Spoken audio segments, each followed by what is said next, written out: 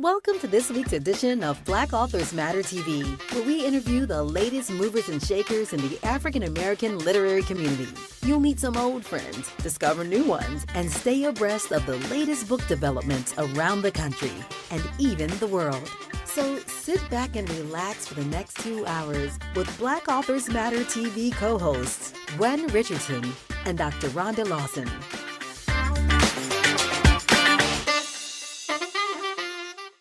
Good evening and welcome to another episode of Black Authors Matter TV. I'm your host for tonight, Gwen Richardson, and my co-host, Dr. Rhonda Lawson, is just getting back from Antigua, so I'm not sure she's going to be on tonight, but if not, we will see her a couple of weeks from now. So I have a couple of housekeeping notes. We will not have a show next week because of the Memorial Day holiday, so this will be the first break we've had this year since we started. We have not missed a Tuesday.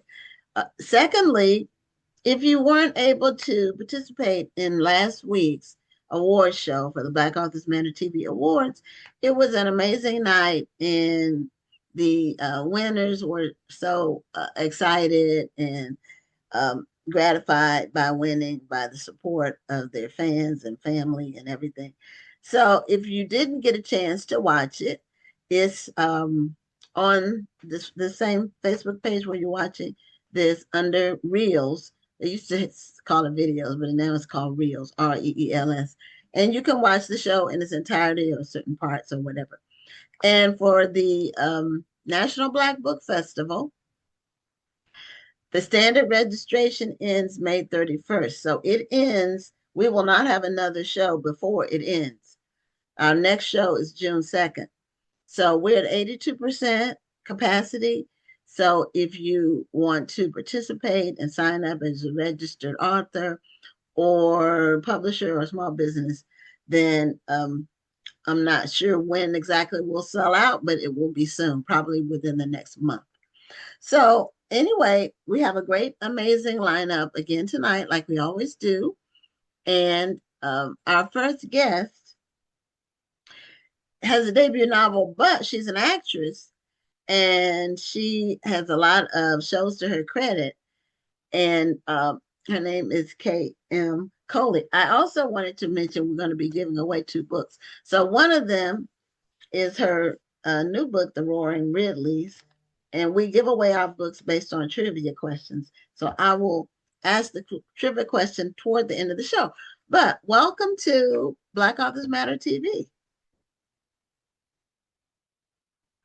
Oh, yeah, unmute. Oh, thank you. Thank you so much. Okay, thanks for being a guest on the show, and congratulations on your book, The Roaring Ridleys, and also your acting career. Now, you have been on several shows. One of them is Queen Sugar, and I watched Queen Sugar almost the whole thing. So, which character were you on there? My character was Blaze. It was like the very last season when Micah was going to New York and he wanted to see if he was going to be an artist, and he was going through the whole thing with the Bitcoin and all that things with the crypto thing that he was doing with his family. So I was like shining light for him. Like there's other avenues of your art, you know, you don't have to do it the bad way.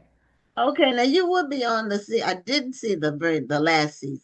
Yeah, I'm on the very last season. All the beginning from the first episode, but I didn't see the last season. Yep, you'll catch me on the last season. Because when your face came on, I was like, okay, I don't recognize her. Yeah, I have a little buzz cut, a little bit different. Have a little buzz cut. So now you've also been on done some other acting. So tell us about your other acting roles. Yes, I've been on Atlanta by Donald Glover, aka Childish Gambino. This is America. And I've also been on another show. It's called The Other Black Girl. Some of you may know. It's an amazing book by Zakiya Delai Harris, another fellow That was Black. on Hulu. Was it on Hulu? It was on Hulu. It was on Hulu. And funny or not funny, very funny. I actually was the person that designed the book covers on the show. So it felt like a funny parallel reality as an author. I was the person that created the cover for a fellow author's book in the TV show. So it was cool. Okay, now did that was a series? It was a mini series. It was only around for one season. Oh, okay, because I Yeah. didn't hear anything more about it after that first Yeah, season. it was a one season, one Okay, season. so Yeah. similar to the other Hulu show, but Kindred. Kindred, yes, Kindred. Kindred, yes. Mhm. That was a phenomenal show. It Phenomenal. was, and Yeah. I was sad they didn't continue it. So Ah, my co-host is tuning in.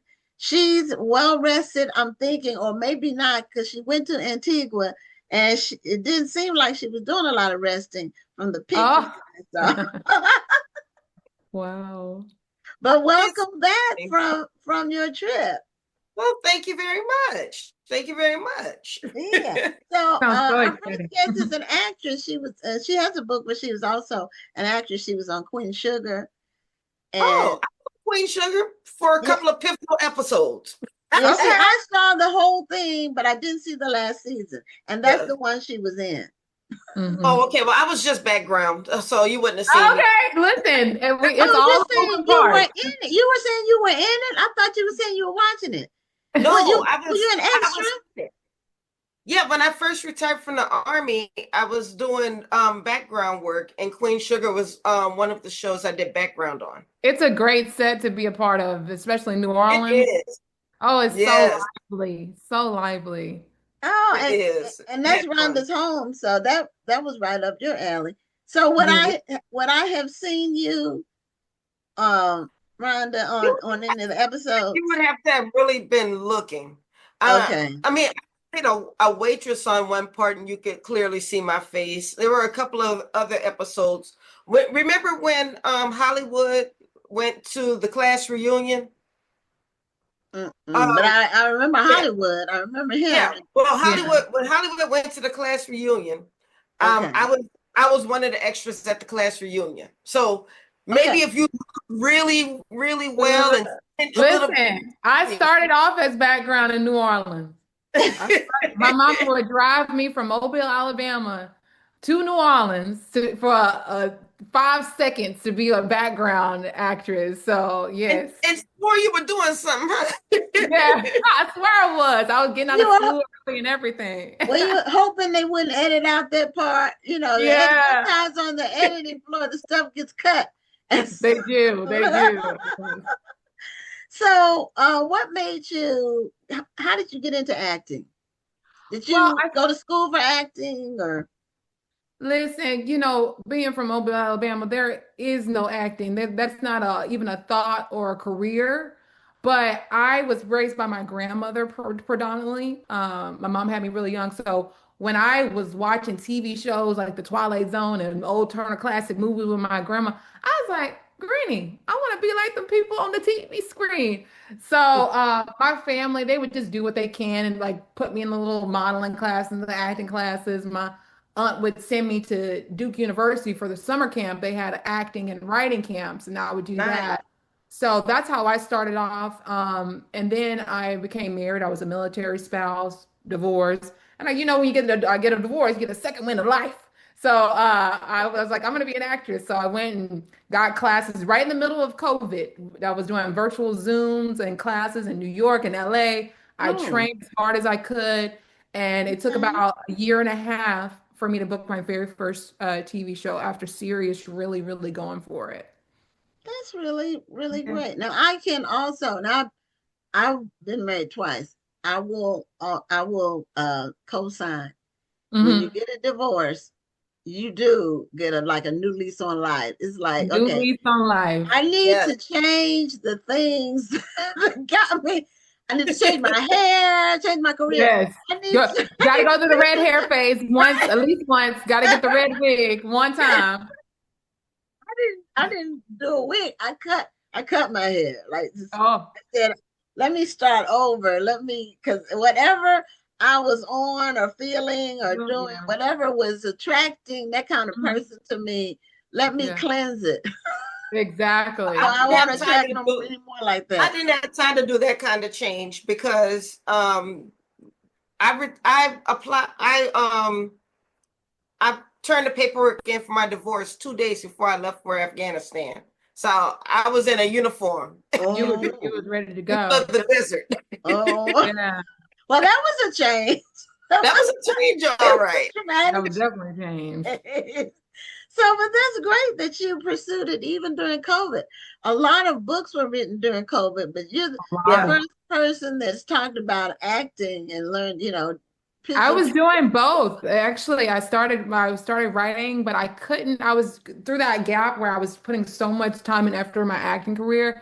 I could just never finish the first draft in that first part of COVID. But eventually I pushed through and went for it. Oh, that's really great. So, Yeah. your book, The Roaring Ridleys, and Hmm. we have trivia for the book for tonight. We're Okay. going to do at the end, Okay. but now this is your debut with Yes. a publisher. Did you self-publish anything before that? I did not self-publish. I did not Okay. self-publish. This was the first novel where I was like, you know what, we're gonna see where it goes, and if it doesn't, I'm gonna make sure it get published one way or another. Because I know lots of talented, amazing self-published authors that I was like, it doesn't matter as long as the book gets out there. But I had that one person that believed in me and said yes, and that was it. Yeah, there are a lot of people really making bank writing full time as self-published authors. Exactly. Hmm. And that's something that's I would say that's a change that's happened like in the last, I don't know if it's in the whole decade. I think It so. used I'm to, glad a yeah, part of the latter of the decade, especially when TikTok, you see a lot of these amazing self-published authors, and then they yeah, get the books re-released through traditional publish.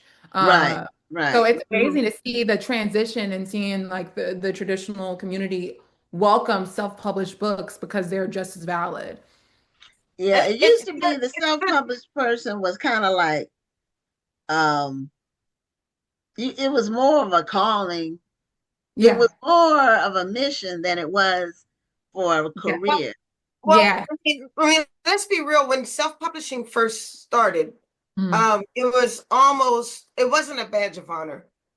People were exactly. looking at self-published authors as, oh, you weren't good enough to be published by a A major public.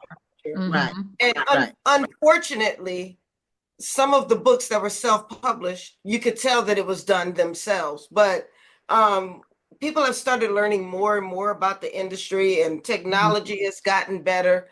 Yeah. And there are some wonderful self-published books out there that can stand Amazing. up against a traditionally published book. And the Right. fact that more publishers are looking at The um, self.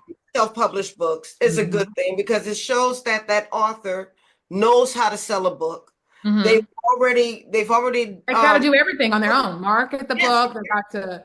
They have to do, they're their own ship and they have to keep it running. And I think exactly. that speaks light years on character and work ethic for sure. Mhm. So, what gave you the idea for the Roaring Ridleys? This is a family saga, correct? Yeah. Mhm. Yes, yes. What gave So you it's the a idea?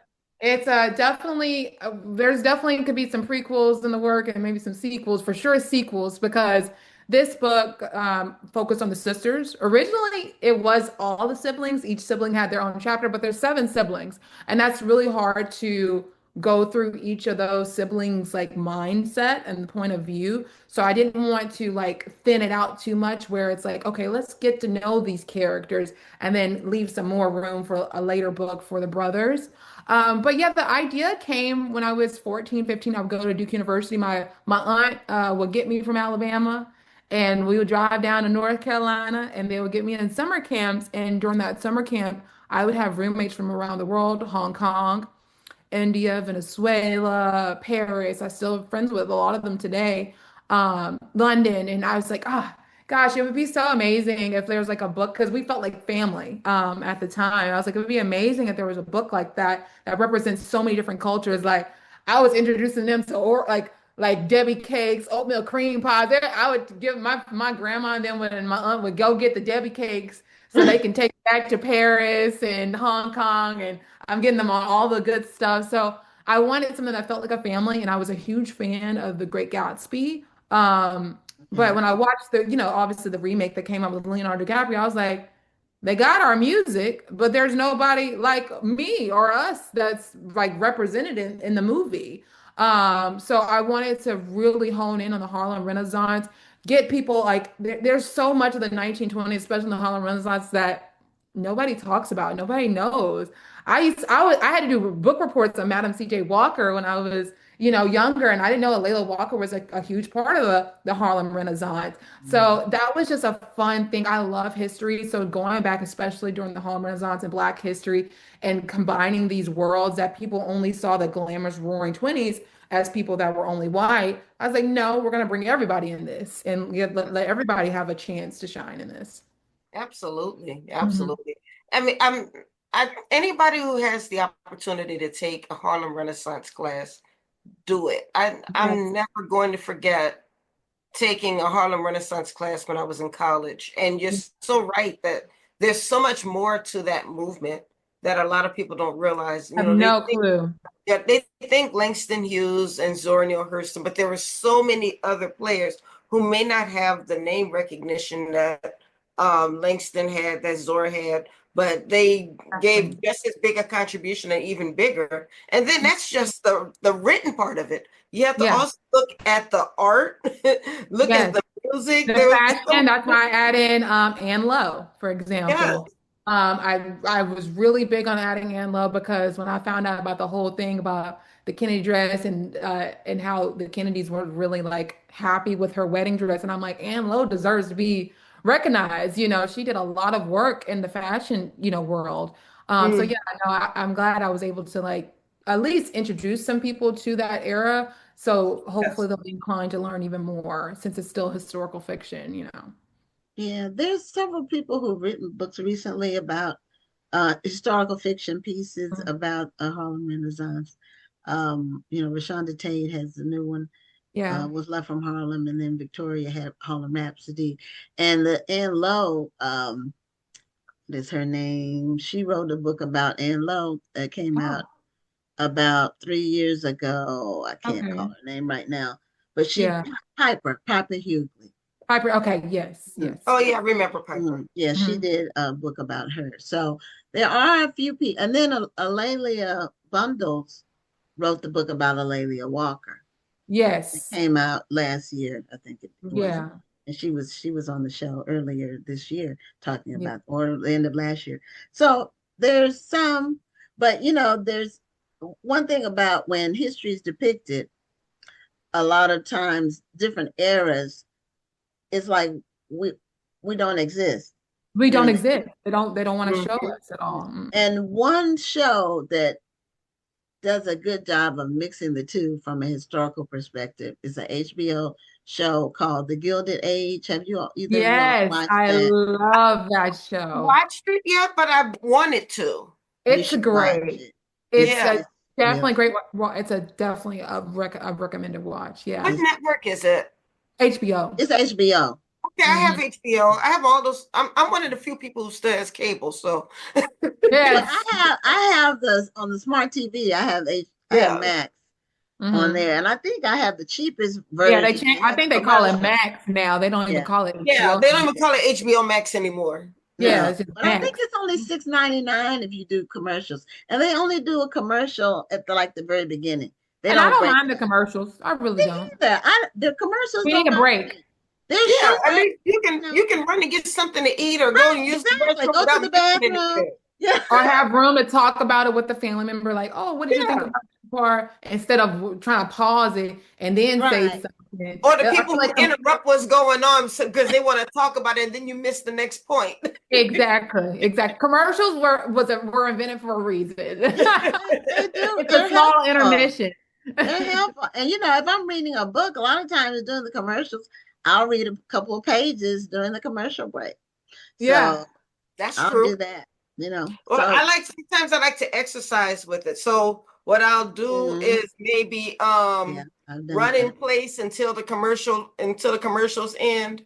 And then I've done that. Or do my weights, my yeah. my arm weights. I do that while doing the commercial break. So Okay, yeah, that's a good you one. have to stay in shape. There Uh-huh. you go. Yeah, you're just getting started. So Yeah. Yo, you I had a hard time getting up. My ankles started cracking a little bit today. I was like, know, Lord, I hit 30 and the ankles are starting to crack. well, it's downhill from Downhill from there, there. Lord. You have to be more aware Yeah. that your body can stiffen It's up a on little bit more you. recovery You time. don't keep moving, it will. You have to keep moving to keep moving. That's what will happen Yeah. as you progress in life. If you don't Yeah. keep moving, you might not be able to move. That's Oh, that's for that's sure. what will happen. So, and, you get a little, aches and things that never happened before. Eating healthy though is a key to it. You Yeah. have to eat healthy. Eat what you eat. Eat Yes. The green. fuel, your Eat fuel. green, something green, natural stuff Mm-hmm. every single day. Fiber. Yeah, Mm-hmm. you need that. Tell us about the storyline for the book. This not don't give away any spoilers, just No the spoiler. overall storyline for the Roaring Brook. Yes. And then So, we're gonna do the trivia question. okay, yeah, it's about seven adopted siblings from around the world. They get adopted into like one of the most wealthiest family in New York City in the 1920s. And one of them, well, actually, all of them have major secrets, but one of them actually has murdered one of the gossip columnists that has hold all their secrets. So it's up to the reader to figure out which sibling is the murderer. I love that. Yeah. Okay, okay. So it's set in New York. 1920s New York. Okay, and so these siblings are all adopted. They're all Uh, adopted. They're all Okay, adopted. They all get adopted in their own little special way. These okay. people that adopt are philanthropists. They're trying to be the trendsetters because this is not something. This is not. People are like this is unheard of. This is, and I said that's why it's a fictional book. That this is that part is not the realistic part. A family being adopted, one from Chicago, one from India, one from Paris, one from London, one from Egypt. That's not something that would be real, like more realistic. But I love how nowadays, especially with Bridgerton, where like there's some things that are real and people are open their eyes to, but it's also like, okay, we can blend these cultures together and show different people in these eras because they did exist in those eras. It just may not be in that light that people are used to seeing or want to hear about. And I like to make people a little uncomfortable. Like these are things, they're topics where, they're about immigrant siblings. They're coming from around the world and they get thrown into the wealthiest family in New York. How would you handle that if you came from a family of nothing and then you're thrust into this lifestyle of the rich and famous? Well, Okay. Major Minor Books and such made a very interesting point that there has to be one sibling who's willing to tell on the others. Oh, Yeah, the 100%. Yeah. tattletale. Tattletale, and it's always the baby ones usually. So are these all females? Are these the sisters that you say? So it's three girls and four boys. So on my Okay. Instagram, if you go to Couture Marie, you will see I have like a family portrait of all the siblings together. If you scroll down a little bit, you'll see the Oh, family portrait of all the siblings as well. Okay. oh, Yeah. okay. Okay. So how did you decide like to recreate them with their features? And so who decided to paint the picture? Like, Oh, who I got to? Oh, so I no, showed well, no, I mean, how did you the decide what artist they were going to look like? That's what I mean. how they were going to look like. So Yeah, what they were going to look I like. always had character inspiration from actors and actresses. So Okay. I'm a visual person. So when I was doing the writing process, I have a scrapbook and I would print up pictures and then I put like, oh, this is the songs they like. This is the type of things that they like to do. So I would have the actors and then I would say, okay, these are the colors they would wear. So when the artist actually, painted, sketched it, I Mhm. had my book already ready to give to her and she created it from that. So it was so authentic to who they were because I created that book a few years ago when I first started writing it. Oh, okay. Yeah, Well, so that's every good book that for marketing I purposes. I do a scrapbook. And it's Right. like my favorite Okay. scrapbook that I can go through. I have my chapter outline, I have my synopsis, I have the elevator pitch, then I have the pictures, what style they would wear, what's their hobbies. because that makes them real. It makes it feel more real. Yeah.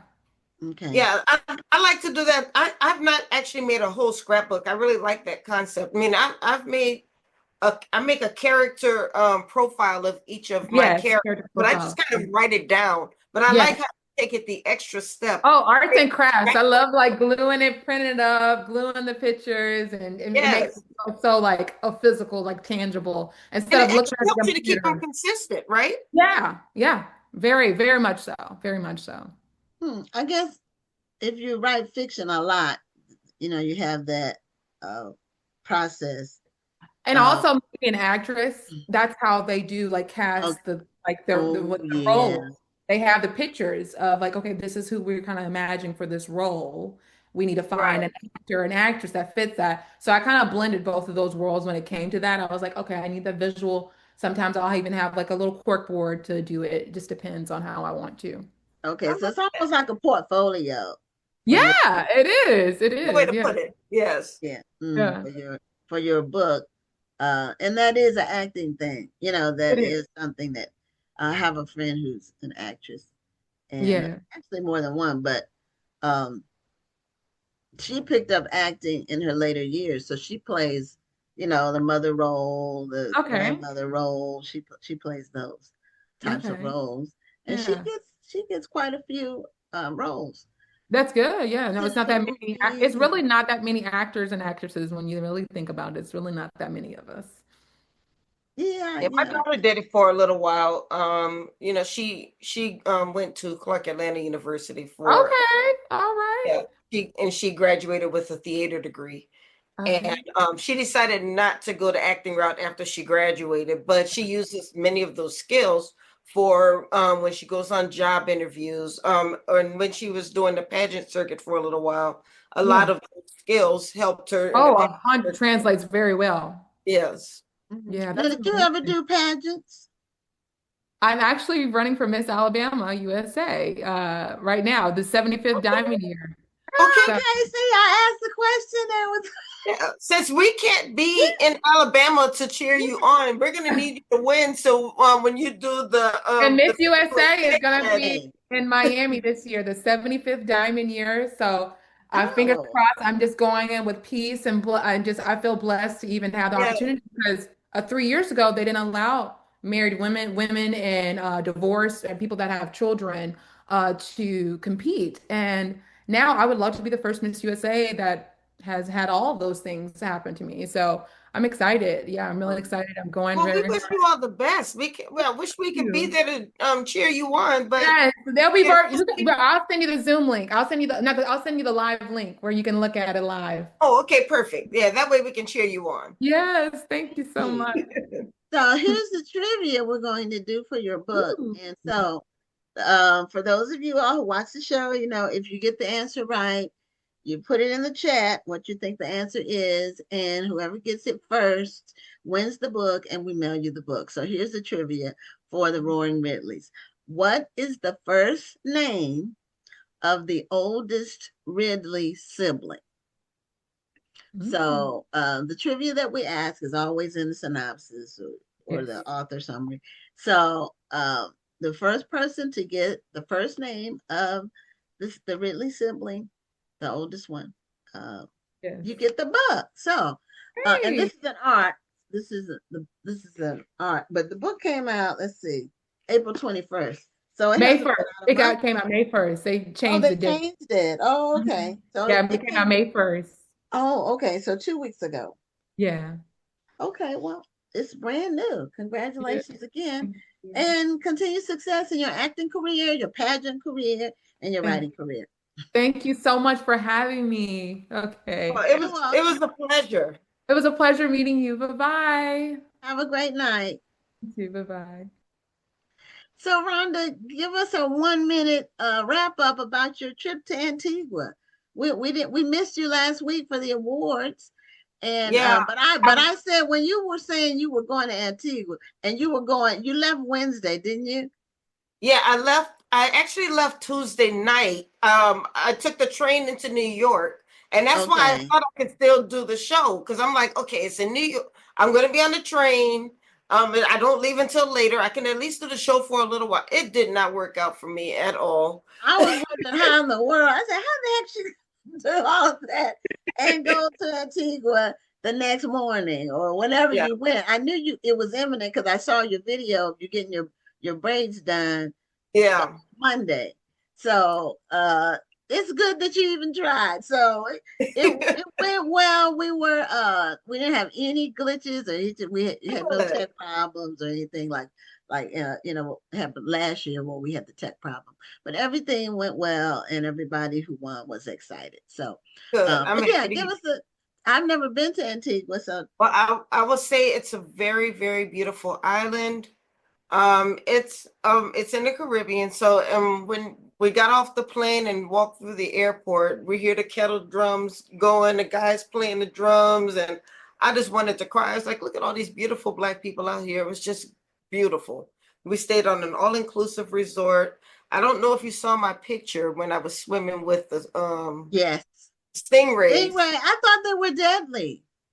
I think those are the wild ones that are deadly. These are these are in a very controlled environment. They're very used to humans. Okay. So they were very friendly. They swim right up to you. They brush past you. They even let you hold the stingray, and then it actually like bends up so it can give you a kiss. Oh wow. Because you know that crocodile man got killed by a stingray. The Yes, guy but he was deep down in the water, and he was with the wild stingrays. This was not a controlled environment. And you know, when something is deadly, it's deadly. Don't tempt fate. And God has already told you it's deadly. You want to, go wild and think you can live forever. And the crocodile man, he's gone, and he thought he could tempt fate. Some things you just. Well, no, this is why I do controlled environments. You will not see me go and mess around with some random stingray that's out minding its own business. Well, I'm glad you got a chance. Was that your first time there? Well, that's my first time in Antigua. If anybody has the opportunity to go, go. And I'll tell you, they have a history of slavery as well, and there's a very beautiful slavery memorial right in the airport. A lot of people may not realize it because it's up against the wall, but when you go over there and look at it, it's absolutely beautiful. And there are actually museums out there that talk about Antigua's history with slavery. So if you ever have the chance, do the fun stuff, do the partying, but make sure you pay homage to the history of the island as well. Yeah, I've been many places in the Caribbean, not that one yet, but it's coming. I got some trips planned, so I'm gonna be going some places I haven't been before, and that's one of the ones that were on my list. So okay, I think you'll like it. Okay, so did we Social Book Club got the answer first.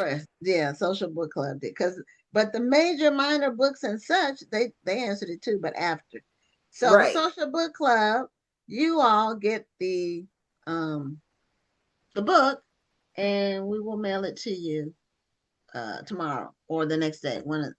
It depends on scheduling. So our next guest, we have her book as well.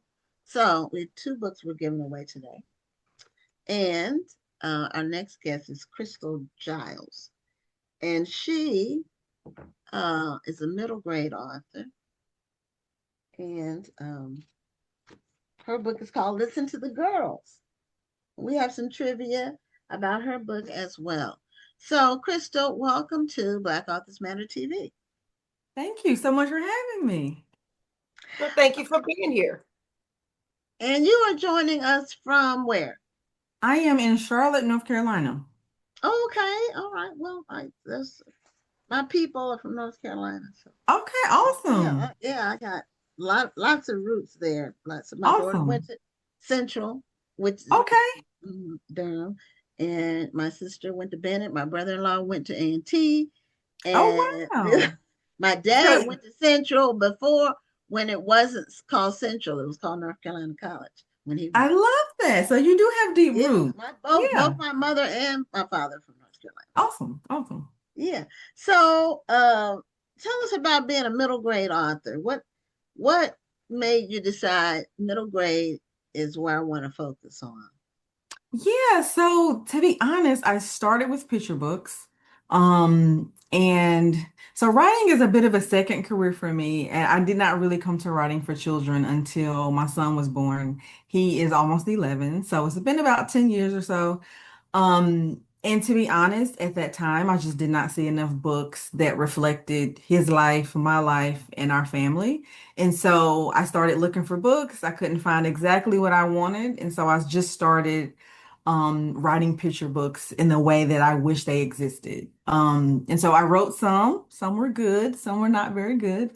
But some ideas stuck with me, and I realized I had a lot more to say and I needed more space. So I decided to take one idea in particular and fold it into a middle grade novel to give me a bit more space on the page, and space to explore the topics that I wanted to. And that first book was my debut novel called Take Back the Block. And it was really directly inspired by the things happening in my city. And it gave me space to give my characters voice, and to discuss some topics that I wanted to discuss. Like the fact that you were intentional about the grade level and age level that you wanted to target. I think sometimes people think about little children or they think about teenagers, like older teenagers, but that middle grade age bracket is a very pivotal time in kids' lives. And so it's good to have more stories that reflect their experiences. I agree completely. Too often, this age range is kind of skipped, like you just said. I became a reader when I was in this age range. I loved books as like a 10-year-old. And so I would go to the public library, I would get a stack of books, and I remember those moments of being like 10 and reading. And my love of reading came at that age. And so it is intentional. And I've just grown to love the age range. I've grown to love the students when I get to talk to them. It's just my favorite age to write for.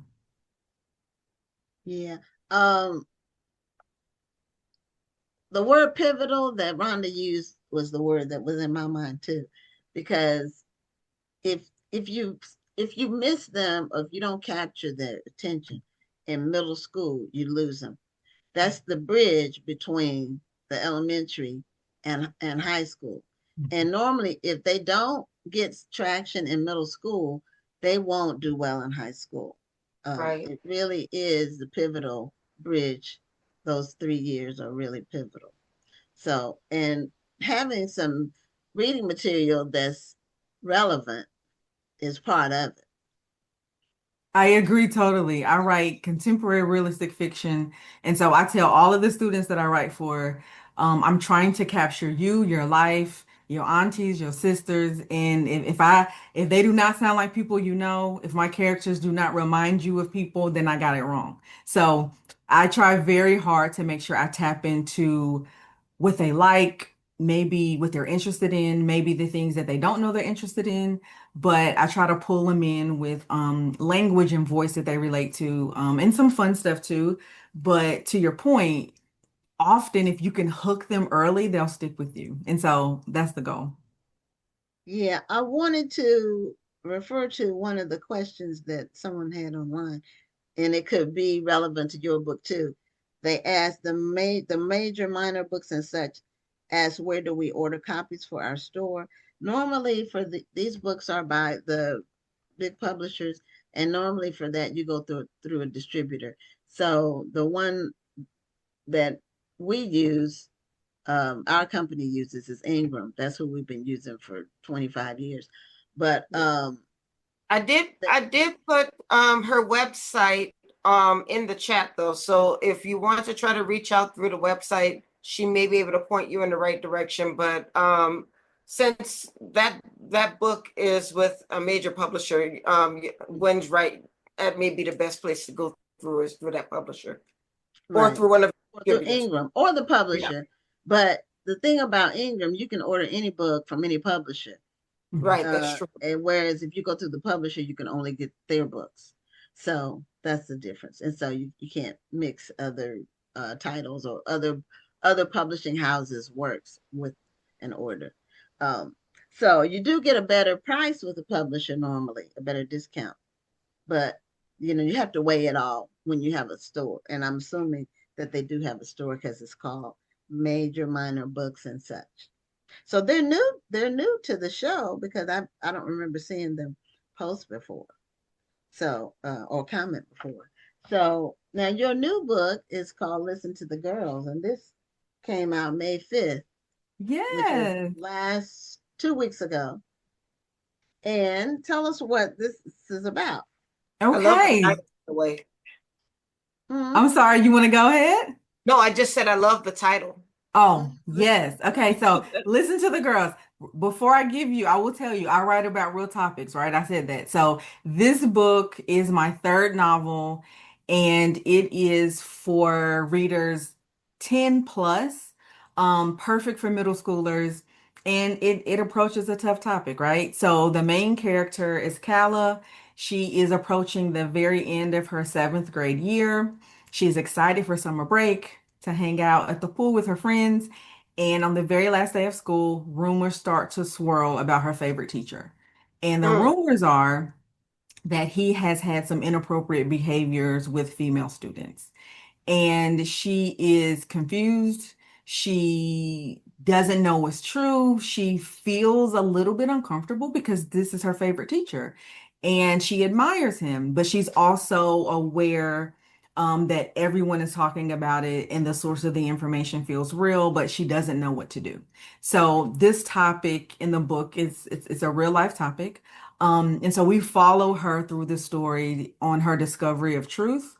Um, and her and her friends also create a bit of a platform to listen to the girls' stories. And so the title is indicative of listening to the girls, which I think is also a call to action, but it's also tied into the plot as well. Okay, so it's referring to if the girls tell you something is happening, something is wrong, something is going on, listen to them. It is that, in the context of the story, it is everyone's voice deserves to be listened to, right? Everyone should have a safe place or be a safe place to listen to other people. And so in this story, Calla decides to try to be a safe place. Throughout the plot, she realizes that she also has a story to tell as well. And so I guess the general idea that I want readers to hear and to take away is if you have something to say, find a person who will listen. If someone comes to you with something to say, try to be a safe place for them as well. And so that call to action is really about safety and showing up for our people. And so that's the general idea of the title itself. Okay. I, I like it because and the underlying message I'm hearing is just voice. People have a voice, encouraging people and encouraging young girls to use their voice because sometimes a young girl, especially a young Black girl, can be shouting out and nobody hears her. They just hear a person shouting, but they're not hearing what she's actually saying.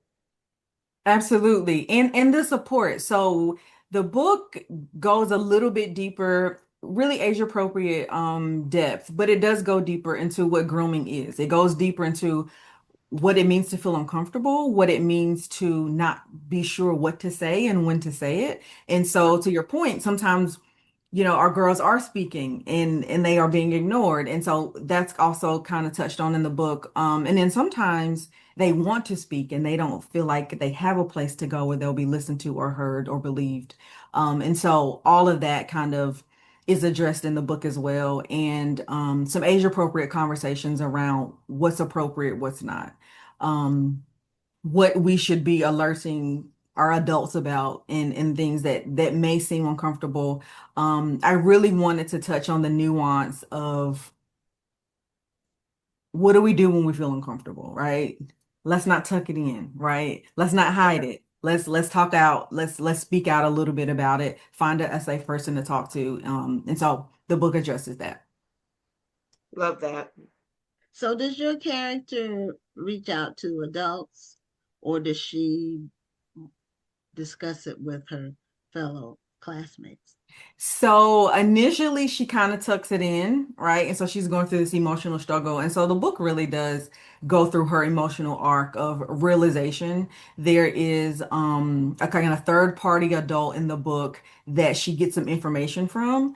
And she's kind of a safe person, but she doesn't really clue her into everything that she realizes throughout the story. And then she does have a safe community around her. Um, I'm very particular when writing for Black children to make sure they have support. And so all of my stories, they tackle real topics, but they also have people there in the form of mentors and parents and family and friends who support. And so in this book, I bolster the main character, Calla, with as much support as I can. So she has two best friends. They hang out, they talk, they share information. She has an older brother that she eventually gets to confide in, and then she also has her parents. So she has a ton of support, but initially she turns inward, which is what I think a lot of people do. Yeah, I agree. A lot of adults do that. Yes. And so a lot of children or adults will keep things to themselves for years. One of my inspirations really was a situation I had as a seventh grader, just like Calla. I was not harassed by an adult, but I was harassed by a peer and someone I thought was a friend. And to that point, I didn't tell anyone. I was ashamed and embarrassed, and I thought, oh no, it'll be my fault. Back then, if you got attention from boys, you were fast. And so I was like, no, no, no, I can't be that. And so a lot of those emotions actually I folded into the story because too often that's what happens. You just say, "Oh no, I don't have a great way to say this. I'm not sure what to say. I'm not sure how people will feel, so I'll tuck it in." And so, one of the reasons that I wrote this story inspired by that, but also inspired by the large number of cases in my own school district of inappropriate conduct with teachers, coaches, clergy. I think we all watch the news and we know how often it happens. Too often, though, we aren't talking about it with our young people to say this is what we should be looking out for, and how to tap into the language, because oftentimes we just don't have the language. Yeah, some people get some predators or people with predatory behavior that are in positions where they are connected with or coaching children. Sometimes they will go for years doing that before it comes out. Like what happened with that gymnastics coach Mhm, mhm. that Yeah, yeah. was it You're Gabby talking and about the U.S. what had gymnastics Yeah. team. yeah, it was the U.S. gymnastics team, but it wasn't Gabby. It was Simone. It Hmm. was after Gabby Douglas, I think. But anyway, that coach and on that particular coaching facility is in the Houston area where I live. Okay. And so he had been doing that for years, but because he was known as such a good coach that coached people to the Olympics, Right. people, either the girls didn't tell, and I think that's what they said, they didn't tell. Hmm. The parents I didn't tell. watched, I actually watched a documentary on him, and I probably read and did a whole lot of research in general, but one of the points is that they didn't tell, or they weren't sure that it was inappropriate. Sometimes you don't know. Our young Right. people, they just got here, right? Mhm. If they haven't Right. experienced a whole lot of things. And so too often you don't know what's appropriate, or you go, well, that's a little uncomfortable, but. And so the but is the part where we get to have the discussion. So if you know it's uncomfortable, let's talk about it, right? And so too often people just don't know, or to your point, they don't say anything. Mhm.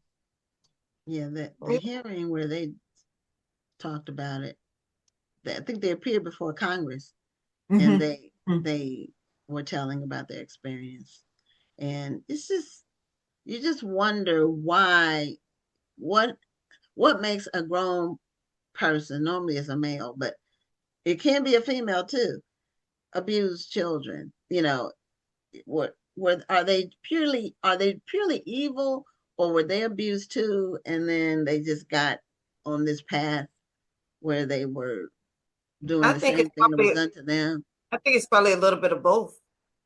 There are some who are just purely evil, and some just were abused, and that's the only thing they know. And sometimes it's a matter of power, having power over somebody or something.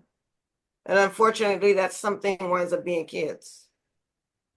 Yeah, because children are the most vulnerable. They're the most trusting. They're the most naive. They don't, like you say, they just got here. So it's a lot they don't know. That's why they really need the protection of their parents and other adults in their lives. Yeah, So, I kind of I'm sorry, go ahead. no, go ahead. Go ahead. Oh, I was gonna just say, I outline in the book. The book isn't all heavy. I promise you, it has lots of humor and lots of fun things happening as well. But I do also outline some of the things to look out for if you're a young person, and what's appropriate, what's not. If people are trying to have you keep secrets from your parents, if they are showing you inappropriate videos, or if they're having inappropriate conversations, secret conversations, all of those things are kind of early signs. So that's kind of also explored in the book too. Well, that's good, because any person, teacher or whatever, that tells you to keep something a secret from your parents, that is wrong. That's always wrong, Yeah. and shame on them. And that's a red flag. But again, children don't know that. Yeah. And sometimes they'll threaten. There's instances where they're threatened to harm a parent if you tell, you know.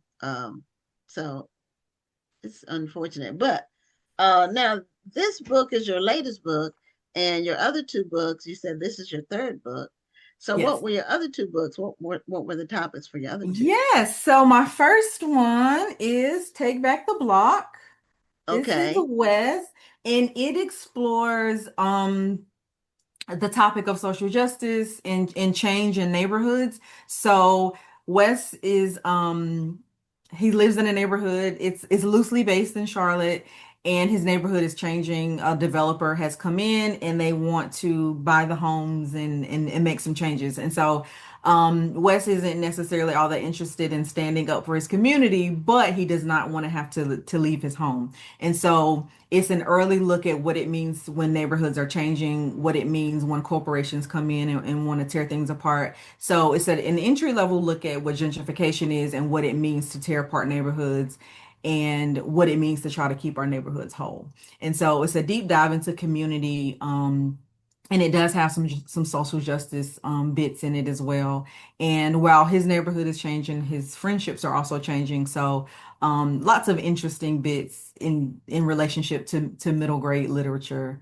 Um, and then my second novel is called Not an Easy Win, Okay. and it follows a boy who is expelled on the first page of the book. Um, and usually I get young people to kind of lean in and go, "What did he do?" But he's expelled for fighting, and he says it's not my fault. It's not my fault. And so his name is Lawrence, and he's going through a bit of a change. He and his family have moved to rural North Carolina, and his family is a bit fractured, and he's feeling alone, and he's feeling like he doesn't have any place to go, and he feels like he's losing in everything.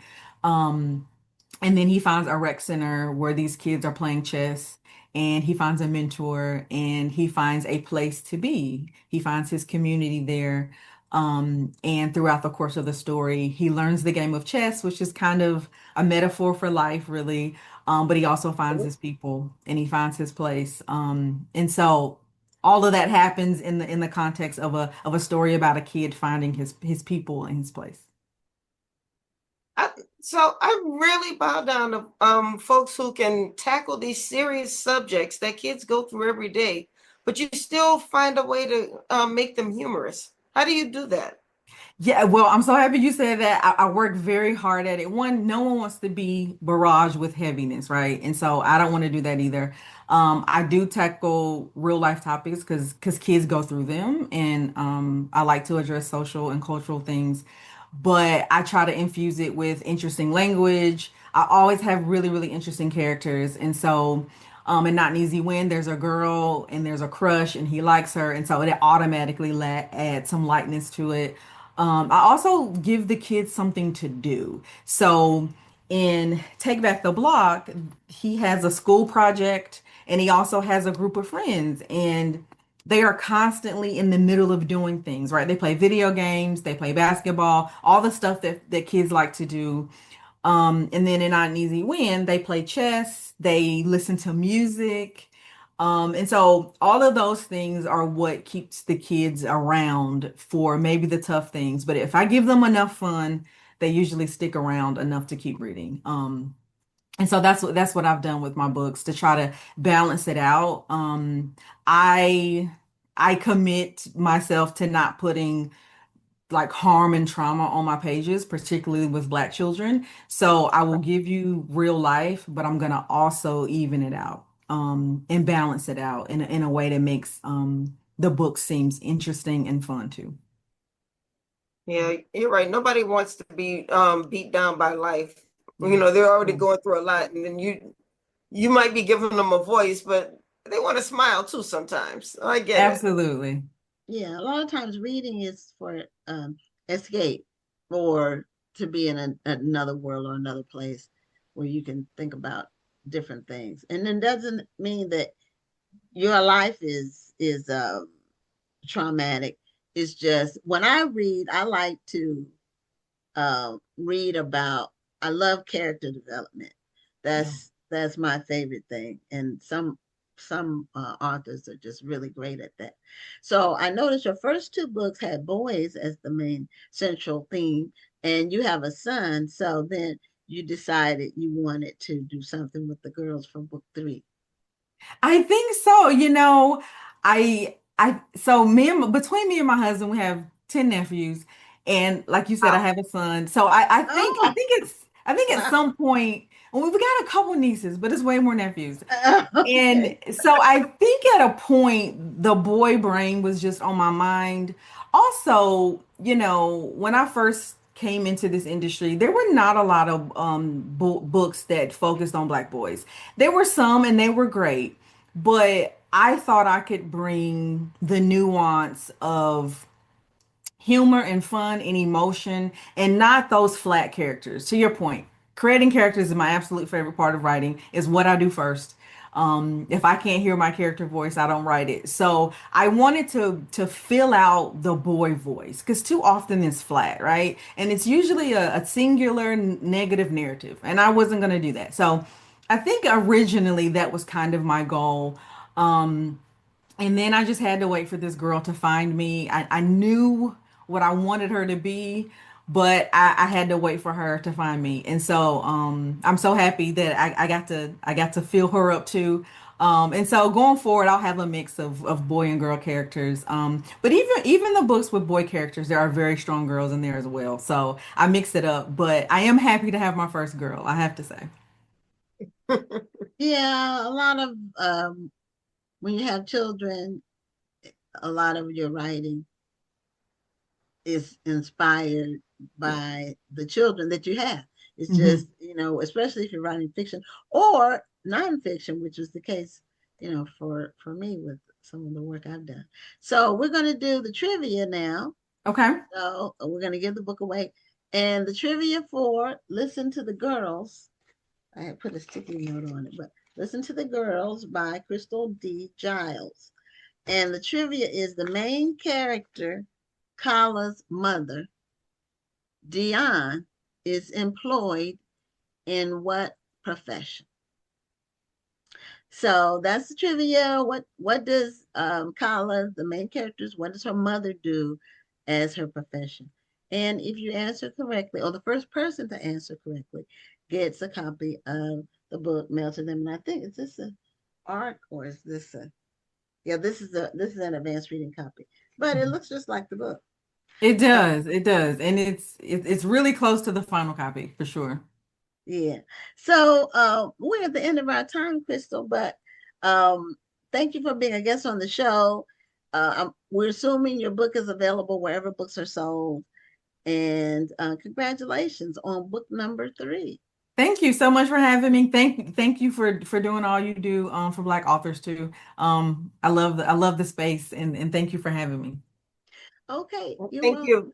you. We really enjoyed talking with you, and best wishes. Thank you. Okay, have a great night. Bye. Okay, well, our next guest, the Well, the Social Social Book Book Club, Club. they won Yep. it again. So they won both books. And it's fair. We don't put a restriction on who can win the books, whoever answers first. So Social Book Club answered them both correctly. So that means I only have to spend one I only have to ship one package. It's one set of dollars for postage. So anyway, we talked a lot on the show, on previous shows, about the increase in audiobooks and how so many people are reading audiobooks now. And Rhonda, she reads most of her books by audiobook. I'm not an audiobook listener, but I respect the craft. And we wanted to have a narrator on the show.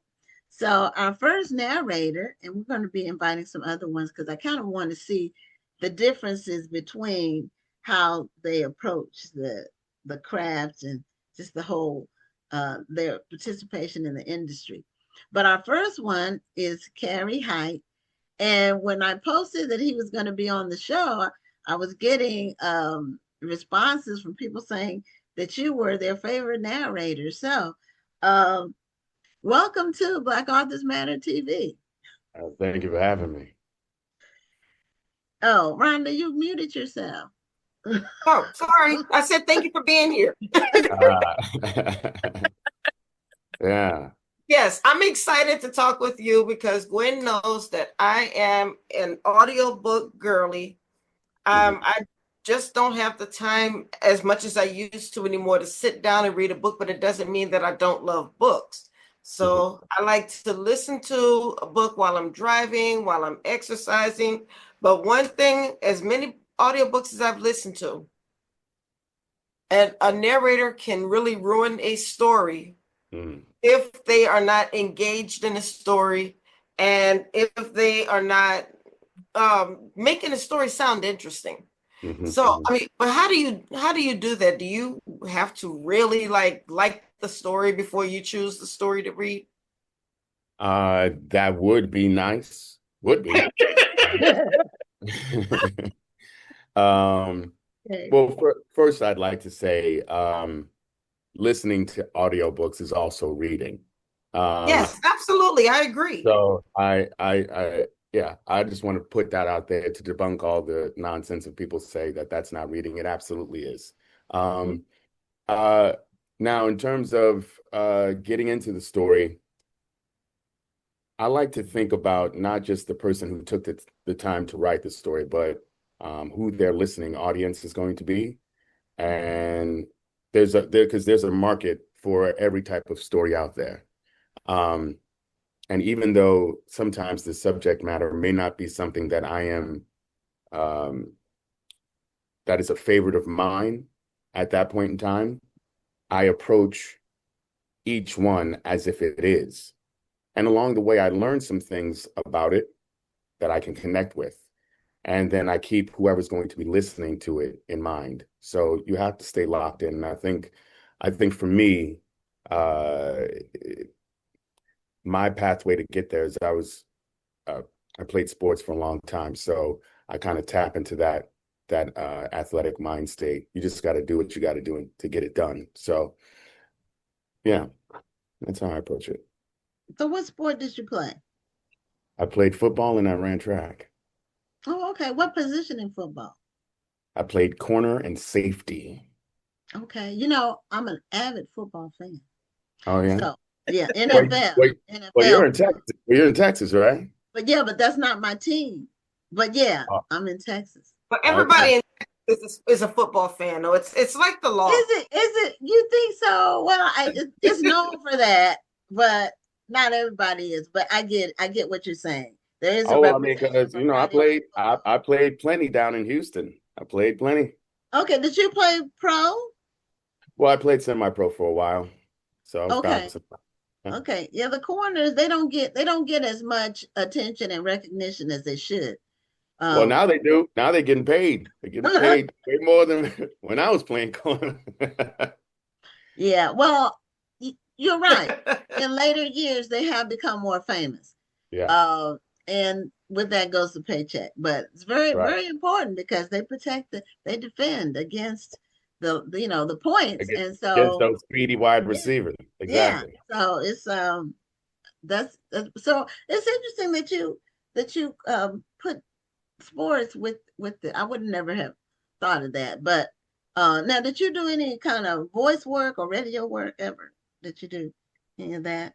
No, never. Mm. So what I made you say, okay, I'm gonna start narrating books? well, What I started when I was in college.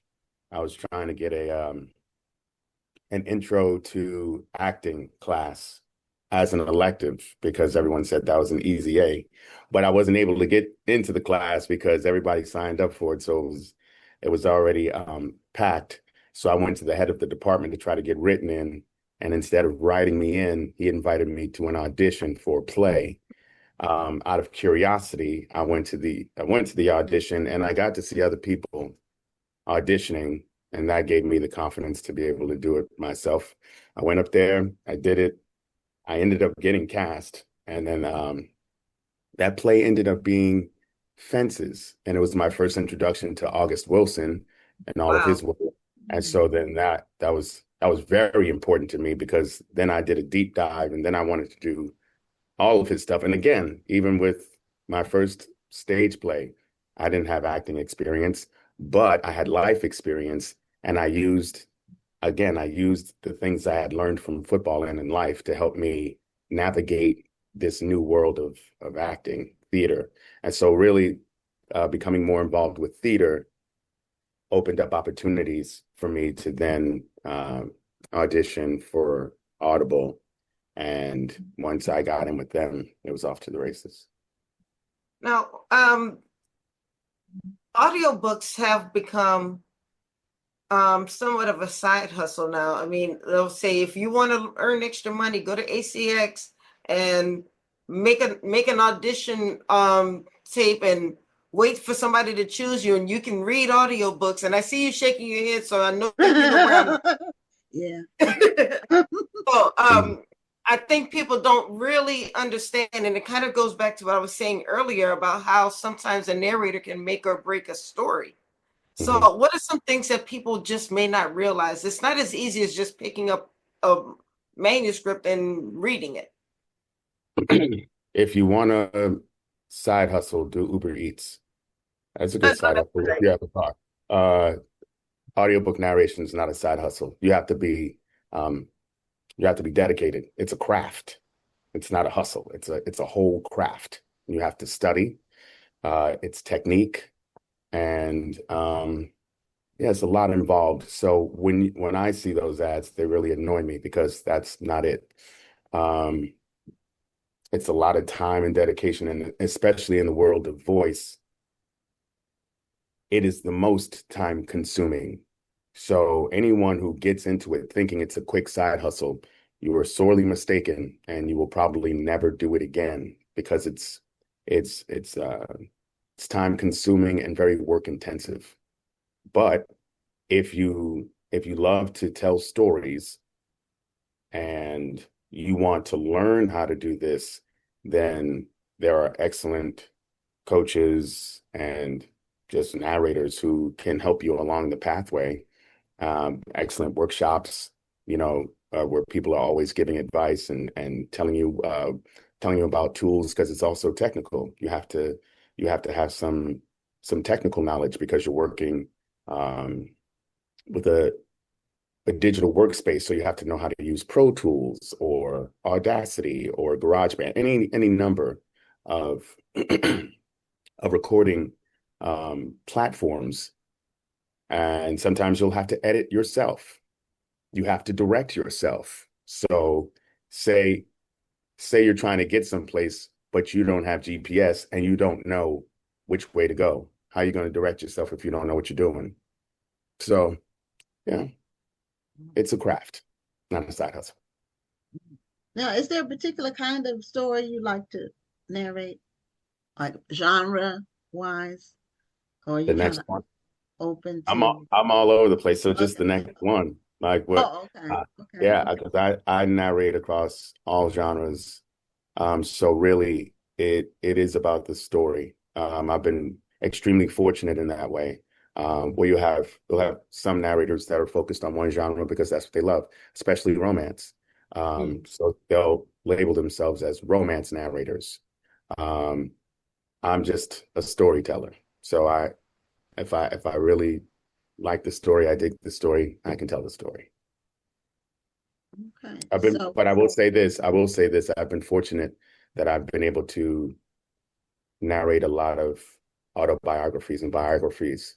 So when people entrust you with their life story, that's a great honor. And so I really, I really enjoy that. So you've kind of gotten to the point where people are seeking you out instead of you having to audition for stories. Well, I do get straight offers, but I still audition for sure. I just saw a colleague of mine. She posted a video not too long ago. She's been in the game a long time and she's well known in the space. And she was saying how back in the day, they would just give you jobs. I remember that. Remember that time? They would just say, "Hey, this is your next job," and I'd go do it. Uh, Now there's so many, the space has blown up so much, especially within the last 10 years, especially within the last five, especially mhm. when everyone stayed home and everybody Mm. wanted to try to make money. So yeah. Um, so yeah, our audition, there's it's a lot of people out there who tell stories, who love to tell stories, and now they can get really granular with authenticity. So whereas before, if they needed someone uh, Peruvian, they would just look for someone who maybe could affect a Peruvian accent instead of finding someone from that culture. But now there's so many narrators in the mix now. You can get really specific in your casting. Hmm. Well, audiobook reading has not been protected from AI. Mm.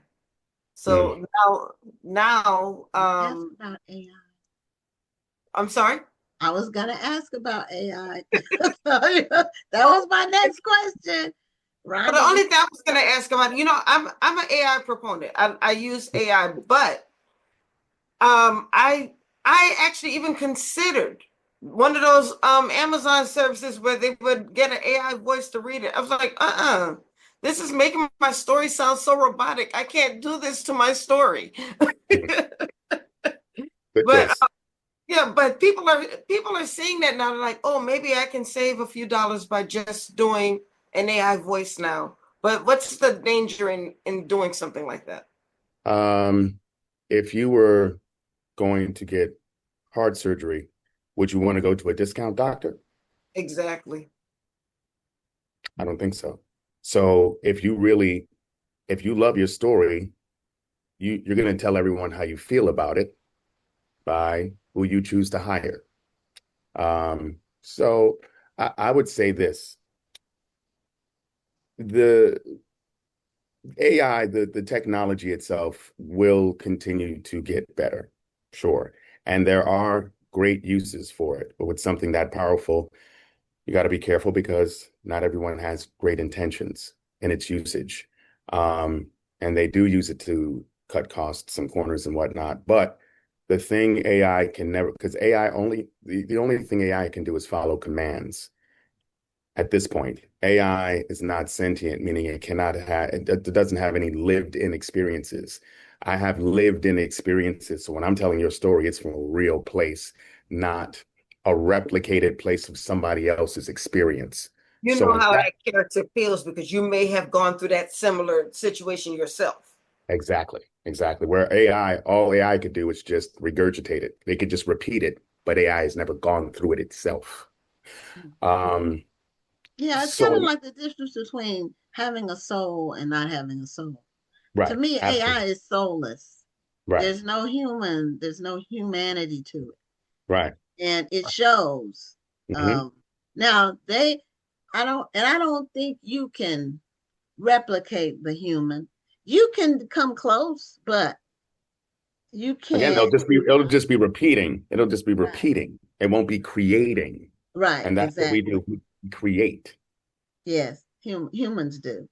Yeah. So create stories and worlds and AIs. I use AI very limited, in a very limited sense. And I did participate in the beta thing with Amazon where they turned your book into an audiobook, and I have two Mhm. novels, but I'm scared to even listen to it. No, And I don't know see, what they did to my story, and I don't even want to hear it when see I now the with my difference is okay, if you were to have five different narrators audition for your story, so you got to hear five different perspectives of your story, Right. and then you got to choose who you wanted to tell your story based on how they performed it. You couldn't wait to hear that story. that's But true. you just said you're scared to hear it Yeah, I'm because scared to you're eat because afraid I it know butchered. it's no soul to it, and Mhm. so I haven't sold any that I know of. I don't Yeah. think I sold I any let audiobook. AI do probably 3 or 4 paragraphs of surprise swipe right. And my Okay. characters are from New Orleans. Hmm. They're black, they have soul, they cook. I I hear wasn't you, baby. I Hmm. you know, Yeah, I yeah. wasn't hearing that in the voices I was being offered. So I said, I'm just gonna hold on to my book until Hmm. I find a narrator and have the narrator do Exactly. it. That's the way. Yeah. Now, We use the hashtag human voices only. Like we use that a lot. oh, Yeah. okay. Okay, that's Hmm. good. And I say we need to resist AI and fight back. That whole thing about M dashes and them saying that if you use M dashes, it could be AI. Well, that's nuts. No, well, But like I said, I gotta stand up for folks though, because there's nothing wrong with using M dashes and other types of writing devices. The problem is that AI overuses them. So just because you have an M dash doesn't mean that it's necessarily AI. But if there's an M dash every other sentence, Hmm.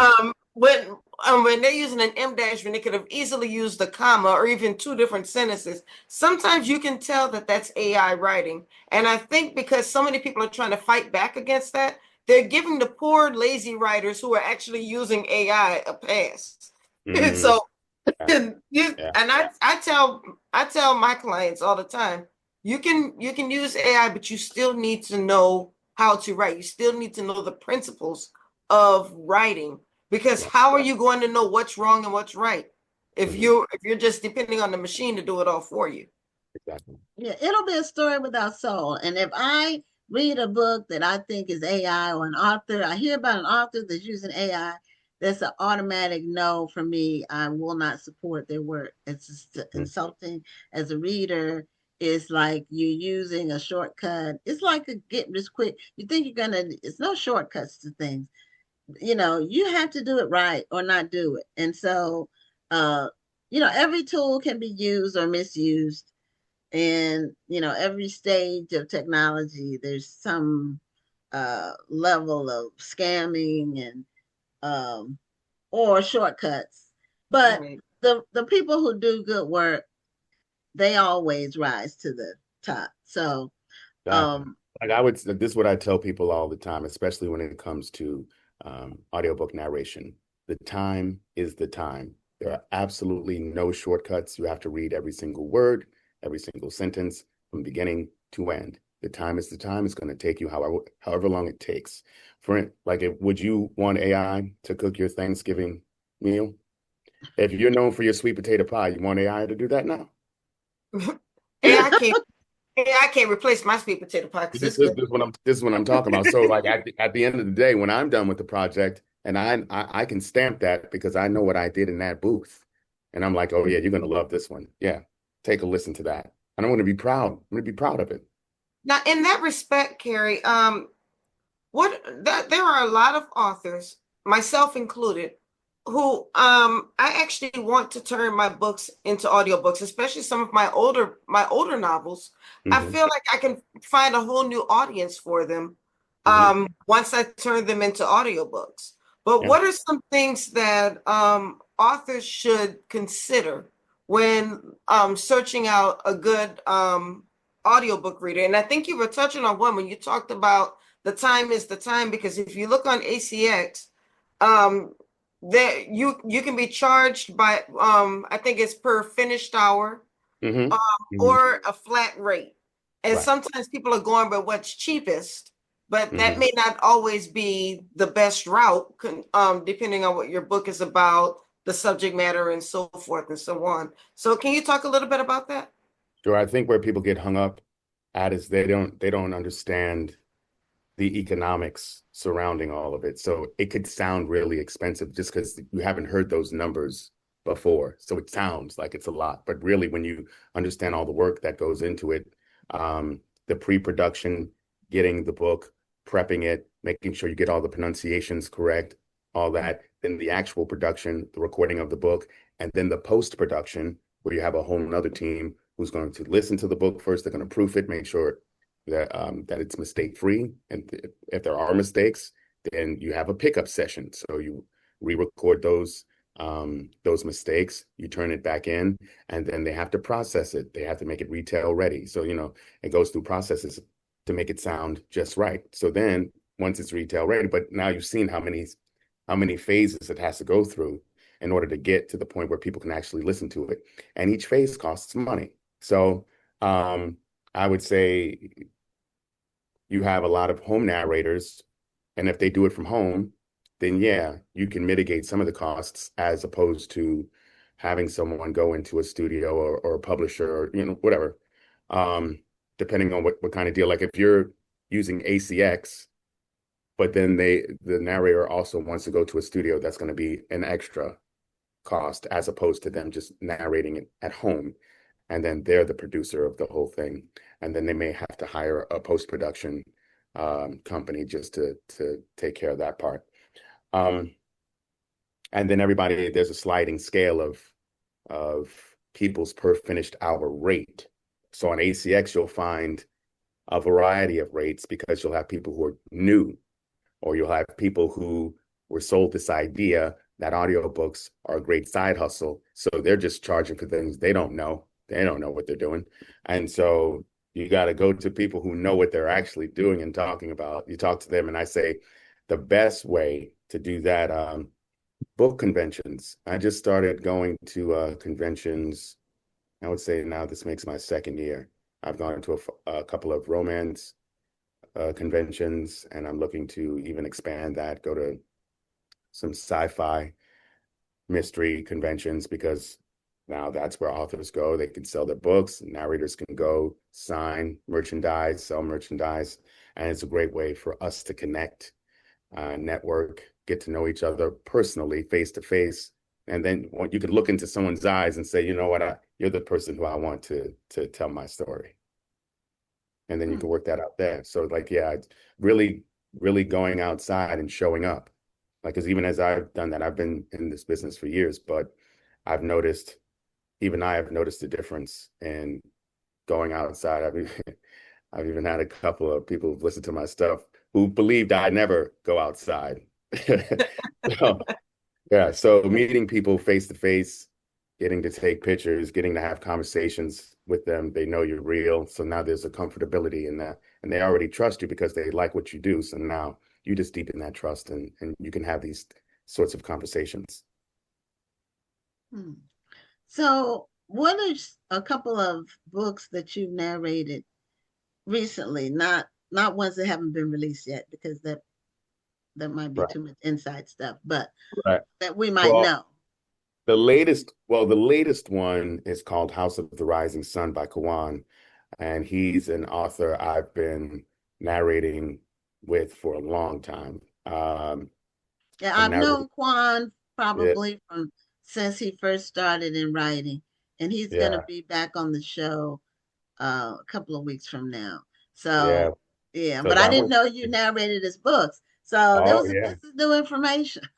Oh, I've narrated quite a few. We make a good team. Like so the House of the Rising Sun is the latest one, and we Mm. actually have one coming out next month called Trouble Man, which is a, a new pathway, and that may have its own path, but he could speak more to that than I can. So yeah, House of the Rising Sun is my latest one. I'm working on one right now, which is a romance, but I can't really speak on it. But Mhm.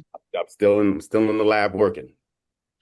Okay, Well, now I'll say Social Book Club.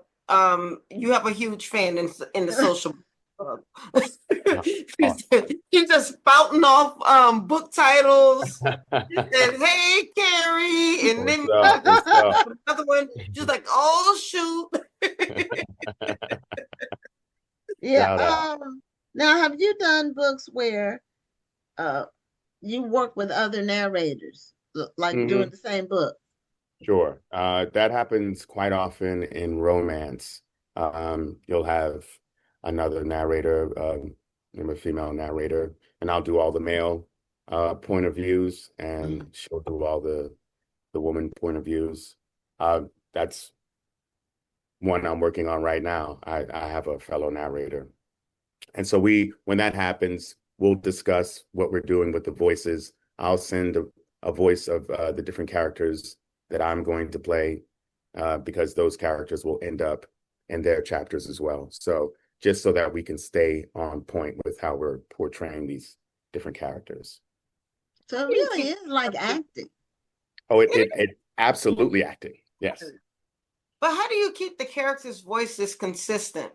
I mean, do you ever forget and give a, well, maybe not you because you're good, but have you heard Does that mean? No.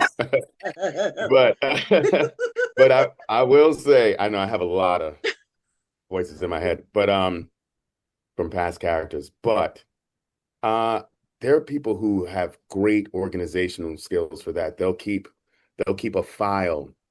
They'll keep a voice file of the characters that they do. So just in case, especially if they're doing a series and they know they're doing a 3 book series, and this character is throughout the 3 books, they make sure they keep a voice file of that and stow it away so they can always refer back to it. And people do tricks. They'll say like maybe a couple of words that the character will say because that character has, for instance, maybe a New Orleans accent. And so to help them get into the accent in the character, they'll say a couple of words native to the place of origin of the character. So there's tons of techniques. So it's just whatever anyone feels comfortable with. Okay. Oh, okay. Now, do you have a studio in your house? Do you go to the studio? How do Both, you? because of the pandemic, I was forced to create something on the fly. So I hopped on YouTube, learned what I had to learn, and then I made it happen. But since things have opened up again, I'll go to a studio. Um, I still enjoy going to studios. It's a whole production for me. It's a whole day. You get to go, you perform, then you go out afterwards, whatever. Um, but yeah, I knock stuff out at home all the time. Hmm. Well, this is really interesting. I could ask you some more questions, but we're at the end of our time. And so, if people want to know that a book is narrated by Cary Hite, Hmm. can they Uh, search for those? Can they look it up that way if they want to buy a book or audiobook narrated by you? right. Is it is that available? Is that information available to them? Sure. Yeah, very easy to find. Does Cary Hite. Amazon have that on there on Sure. Like if Amazon? you if you if you go to audible.com and just Mhm. type my name in, you'll find Oh, all of it. Yeah. Did we Um, ask how many books you've done? no, we didn't. so no, I'm hovering at right around 400. Wow. Wow. That's a lot of talking. I'm gonna need you to do 400. I'm gonna need you to do 407 because you're gonna have to do my books. Okay. Say less. I got you. So if a person wanted to hire you, like that wasn't with a big publishing house, there's independent, and they wanted to hire you to do their voice, their audiobook, do you do that? Do you work I with? do. I've had people contact me through my website, caryhite.com. Or even I've even had some people DM me on Instagram, Cary Hite at Cary Hite. So I make it very easy for people to find me, and then we'll have a conversation. And if it matches, if we're in the same playground, then we'll play. Okay. Okay, well, this Yeah, he's willing to play in the sandbox with you. Yeah. Yeah, just bring me some gum, some juicy fruit or something. Yeah, this is interesting. I'm not an audiobook person as of yet. I like reading, and I tried it once, but I think it was either the mechanical voice or it was just a person who was monotone. And the book wasn't very good. So the whole experience was just There was not. a whole lot of stuff going on, right? You real quick because I know we're over time, but you remember back in the day when you were driving long distance and you could stop at Cracker Barrel and get an audiobook? I stopped at Cracker Barrel and got an audiobook, and it used back in those days it came in like like 7 discs, seven CD. I threw that first CD into my CD player, and the narrator was so bad, I stopped at the next Cracker Barrel and gave it back. Gave it right back. And got another. Yeah. Well, there are a whole world of really good, really quality narrators out there. So yeah. So even if I'm not the choice, I can point you in the direction of people who can knock it down. So yeah, I have confidence in my colleagues that I know personally. Okay. Well, Cary, thank you for being a guest on Black Authors Matter TV My pleasure. and opening up the world of Audible and audiobooks and narration to our audience. Yeah. Ever want to have more discussions, just let me know. We'll find the time. Sounds like a plan to me. All right. All right. Have a great night. All right, you do the same. All right, good night. Okay. I learned quite a few things that I didn't know. I might need to pull up one of the books that he narrated. Yeah. For my next audiobook experience. I think as long as you have a good narrator, you'd enjoy the book. So our final guest is Janae Marks, and we had a middle grade author on, and Janae Marks also writes for the middle grade, and she has a number of books, but her latest book is called, I have it in front of me. You can tell us what your latest book is. Oh, yes, it's called A Split Second. This is the one the last one that came out, although I don't know if you're referring to the one that's gonna come out this fall, which is called Starting Now. Starting Now. Okay, no, we normally don't do the books that are coming out. Okay, so this is the last one that is out now. Okay. Yes, so we're trying to promote the ones that are already out to help sell the books. So welcome to Black Authors Matter TV. Yeah, thank you for having me. And how long have you been writing for the middle grade? So my first book came out in 2020, but I started writing, books that, in order to be published for many years before that. But I actually started out writing young adult novels. None of those got published, but those are sort of the couple novels that I wrote before I got published. And then the one that did get published was when I actually did decide to switch to writing middle grade. I had an idea that made more sense for middle grade, and then that's when I made that switch. And that's the first book of mine to be published. So since then, I've really enjoyed being in this space writing for this age group. So I've kind of stayed in that space since. Okay, Hmm. Well, I was going to ask what's the difference, the main difference between the middle grade books? Yeah, I mean, well, the simplest difference is the age group of the main characters. So, in YA, your characters usually are in high school. They're, often around 16, 17, maybe 15 years old.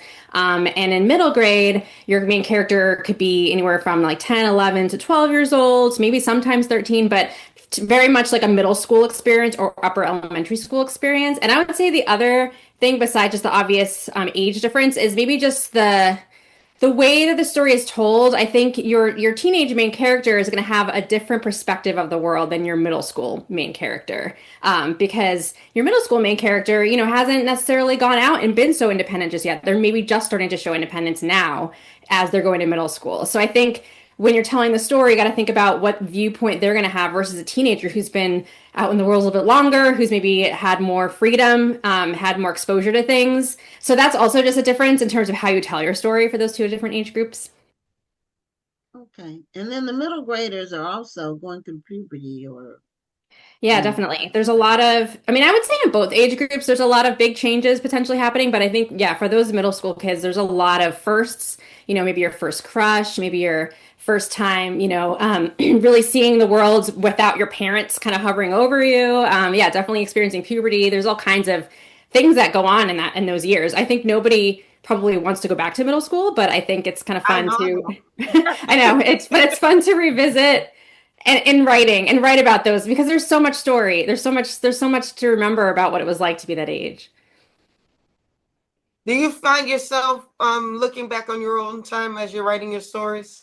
Yeah, definitely. I think that there's a lot of things that are just really universal in that age group. So even though, I'm much older now, I can still relate to a lot of I can remember what it was like to be that age in a lot of ways. All of my stories all feature, some sort of subplot around friendship. So, because I really do like exploring friendship, and I would say a lot of that was also just inspired by what are the things that I went through with my friends, when I was that age that kids are still going through today, like all the drama. So, it's not hard for me to kind of remember situations I was in and see that kids are still going through those same kind of situations now.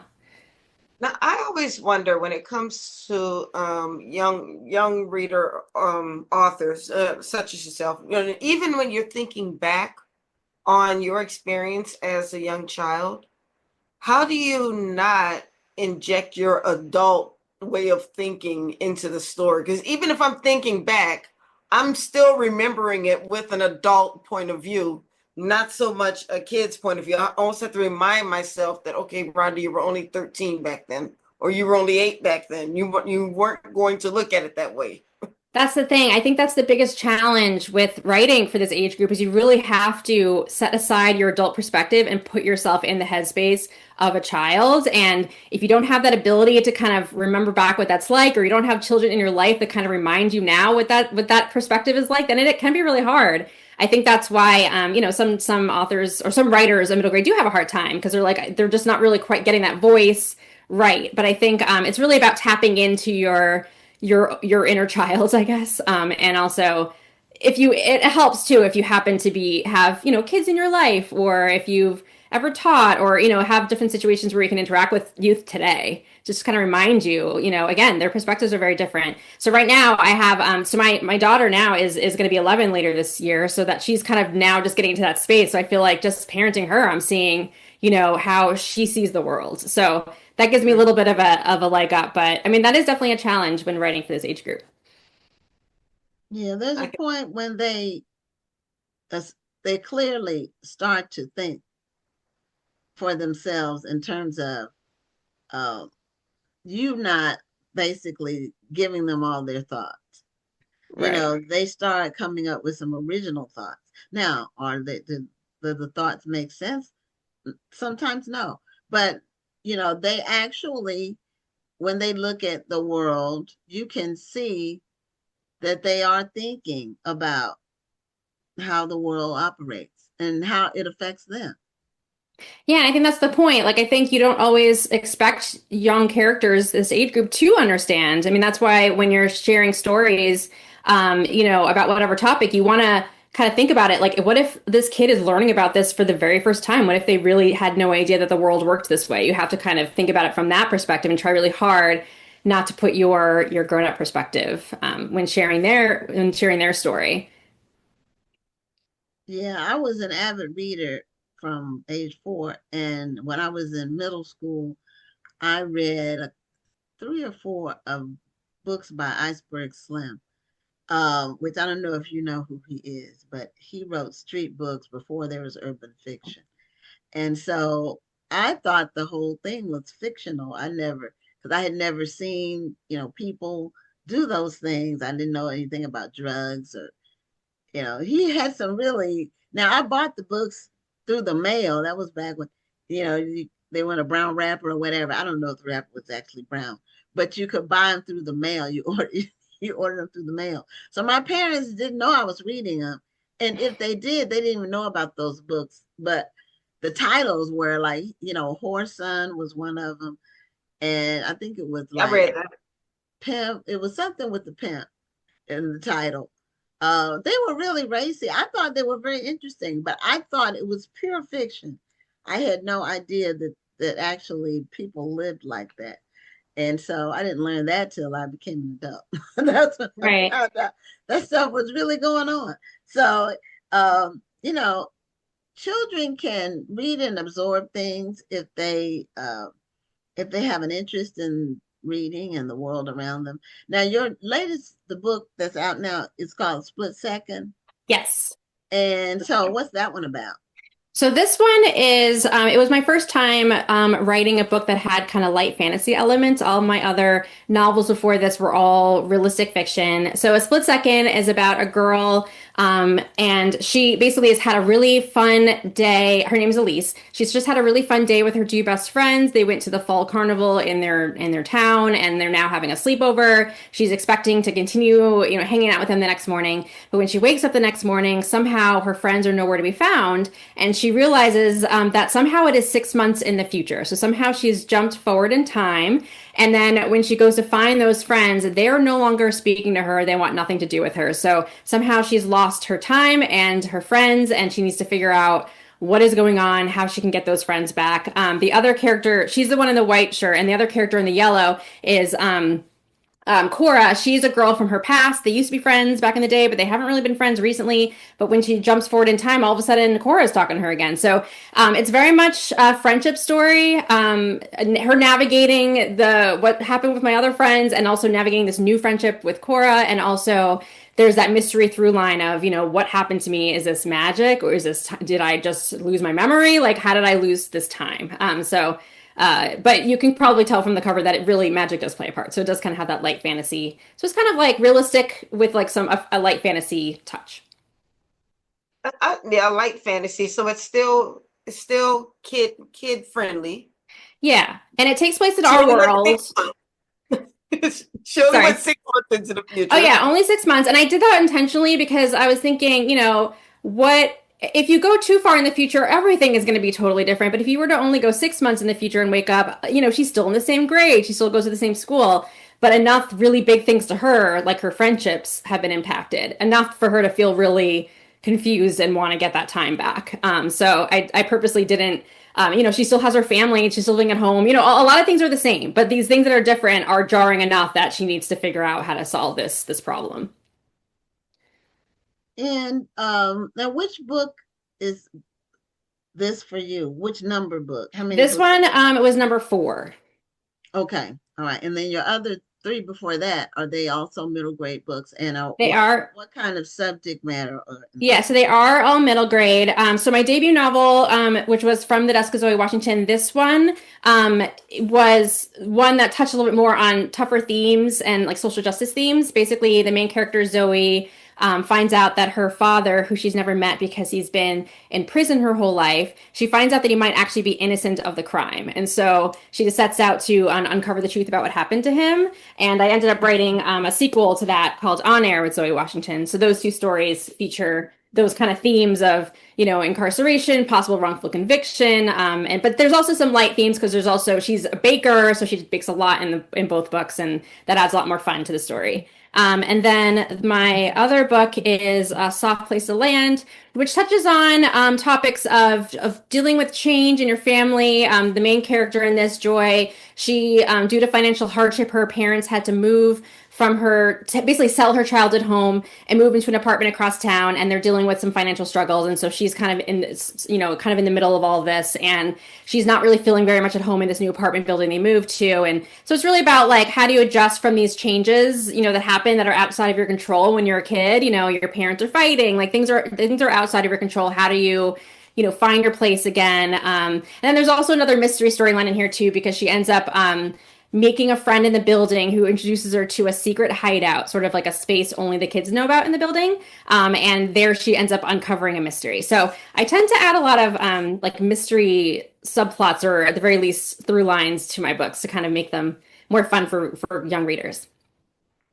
Okay. Now, do you have a teaching background or? I don't. I worked for a few years after college in book publishing, actually. I worked for one of the big publishers, Simon & Schuster, for several years. And then I did work for a charter school network for a while, but not in the teaching side. I was more on the admin side. But yeah, I've done a bunch of different things before I was finally able to write full time a few years ago. So you just have a natural affinity to kids. Yeah, I don't know. I think that I didn't necessarily know I wanted to write books as a kid. I loved to read. But when I was in college, I was an English major. I knew I wanted to do something with books, but I didn't know what. But I took some creative writing classes, and then I actually took a children's literature class just for fun as an elective. And that's kind of what kind of reminded me, oh yeah, like this is a whole category of books that really, like, it's got me to where I am today. Like really made me love reading. So I think remembering that kind of brought me back to it. And yeah, it's been really fun. I think one of the really rewarding parts of writing for this audience is getting to talk to the kids who are reading your books and hear what they have to say about them. Right. So you go to schools and yeah, when I can, I love going to schools, getting to, let the kids ask their questions, tell them the inspiration behind the books, and hear what they have to say, about the different things that are going on in the stories. I think that's definitely the most rewarding part, because that's, you want them to be excited about reading. So if I can get them excited about reading with any of my stories, I'm excited. So the kids that you present to, do they ever ask you tough questions? Like sometimes, I've been to, because my first book, the Zoe Washington book, touches on, themes of like racism and things in our social justice, our criminal justice system, etc. I've had some kids, ask like, have you experienced, racism, or like, what have you experienced? They'll ask me if it's based on a true story, and it's not based on a true story, but, I think I can, talk about how, as a Black author, I do want to represent, some of the experiences that kids have, the good and the ugly, so there's going to be times when I can relate to some of the things that the characters are going through, even if it's not true stories. So there's, I don't know. And then I feel like most of the time they're not really asking tough questions. They're usually asking like fun, silly questions, like, I don't know, like, which is your favorite book? Or, fun stuff usually. But every once in a while I'll get a hard-hitting question, and then I'm like, oh, let me think about that. When you presented your first book about the dad who was incarcerated, did any of the kids talk about perhaps a family member who might have been incarcerated? Yeah, definitely over the years, I've had a few situations where a student would say, oh, I know what that feels like because I had a parent who was in prison. Or if not them directly telling me, maybe their teacher would say, oh, like so-and-so really connected to this story, because they have personal experience with that. So I think that's, again, that's just really rewarding to know that, I can share a story that makes this experience a little less taboo. It's pretty common. When I was researching for the book, I read a statistic that said like 1 in every 26 children has a parent in prison. And of course, not every one of those parents is going to be wrongfully convicted. Some of them, are guilty, some of them are not. But the whole point is there are a lot of children out there whose parents aren't home, who are, not going to be home for a very long time, or maybe they've never gotten to meet them. And I think you don't really see it represented too often in children's literature. I think there's, more and more books I think are coming out with these kind of storylines, but I think it's important to share different perspectives, different kind of family dynamics. I think that's like a big thing for me too when I'm writing stories. I do a lot of friendship themes, but I also do a lot of unconventional family dynamics, in my stories, because I feel like not everybody has that same mom, dad, sibling, family at home life that you see in TV shows and movies and things like that. Yeah, and And the dog. every kid has a voice. Every kid has a backstory, and they should Exactly. be able to see themselves reflected in the stories that they read. Exactly. Yeah. Yeah. So now, what's your book that's coming out? You said So the this one called Starting Now. This one is about a girl named Addie. This kind of, again, going back to what I just said, liking writing about unconventional family dynamics. So this one is about a girl who her mom has just gotten into a bad car accident and has to be in the hospital for a little while. So the only person who can take care of her for a little bit is her half older brother. So her older brother, who's in his 20s, she's 12, or she's 11, and he's going to be a temporary guardian, but they haven't really spent time together because he's never really been around. He was raised by his dad, so they were raised by different parents, but they share this mom. And when he comes to take care of her and be her temporary guardian, it's kind of like the first time they're really having this relationship with each other and getting to know each other and all the challenges of that. But then in the midst of all this, she's kind of curious as to why he hasn't been around, why it seems like he hasn't had a good relationship with their mom. She has no idea why. And so a lot of the story is also her trying to figure out the truth, like what caused their estrangement. So this book really touches upon some themes of, family estrangements, how sometimes there are family members in your life that do not want to have anything to do with one another, and you might be a child stuck in the middle of that conflict. Maybe you wish you could see both family members together, but it's not possible because they're having that conflict. And so I definitely have some personal experience with this in my family. So it's just been, a subject matter that's close to my heart. But at the same time, she's also dealing with two friends that decide they don't want to be friends with each other anymore. So she's kind of stuck in the middle of them. So it's a lot about how to navigate these complicated relationships around you, especially when you're stuck in the middle. And she's also on the swim team, so that adds some more fun to the story. Okay. Well, it seems like your stories are well thought out in terms of um, the themes that you have, and also they're girl centered. They are, yeah. I don't know. I feel like I've attempted to write a male protagonist. It doesn't feel like it comes naturally to me. I'm really grateful that there are so many other middle grade books featuring boys out there. I feel like let's just let them have it. Even Chrystal, I just saw her her interview earlier today. I read her books. She's fantastic at that. I'm like, it's just not me. I've always been kind of more of a girly person. So, but I do include side characters that are boys. So like in the Zoe book, her best friend is a boy named Trevor, and obviously in Starting Now, I just mentioned it's very much a brother-sister story, so her brother plays a big part. So I don't want it to seem like it's only for girls to be reading. It's definitely not. There's definitely themes and storylines that all kids can enjoy. And I've definitely had boys say that they've liked my book. So that's also, it's a misconception. Sometimes people do judge a book by its cover. Your character just happens to be a girl. That's Yeah, all. yeah. Well, we all have things we gravitate toward. Yeah, and that's fine. I totally get it. And and you have a daughter. Didn't you say you have a daughter that's 11? I do, yeah. 11, and Chrystal has a son.